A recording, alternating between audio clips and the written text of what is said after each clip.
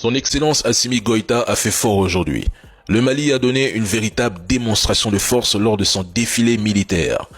Des hélicoptères survolant le cortège, des chars de différentes catégories au blindage renforcé, des blindés pour la reconnaissance légère et le transport de troupes, jusqu'aux unités d'infanterie de combat et à l'artillerie lourde avec obusiers.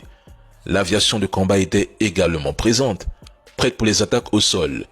Des Sukhoi ont fait vibrer le Mali, accompagnés de drones de surveillance et de frappe bien dissimulés dans les nuages.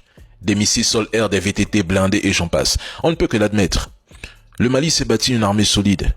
En moins de 3 ans, son Excellence Assimi a ressuscité cette force militaire. Mais attention, le Mali n'a pas tout montré aujourd'hui.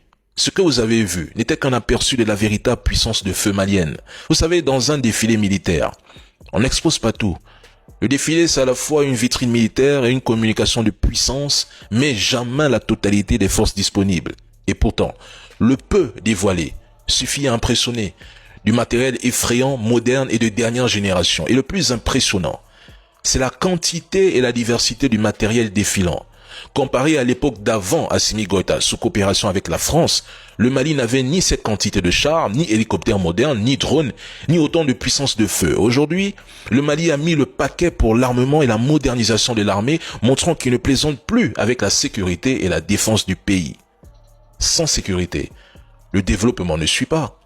Sans un minimum de stabilité, contrôle du territoire, protection des routes, des écoles, des marchés, ce qui s'accompagne bien sûr avec la modernisation des équipements, aucun projet de développement ne tient. C'est une vérité quasi universelle. Le Mali de 2025 n'a rien à voir avec celui d'hier. Aujourd'hui, il est souverain et il est fort. Vous savez, ils ont prédit la chute du Mali depuis 2021. 4 ans plus tard, son Excellence Assimi Goïta est encore là. Imaginez l'AES dans 5 ans avec cet élan.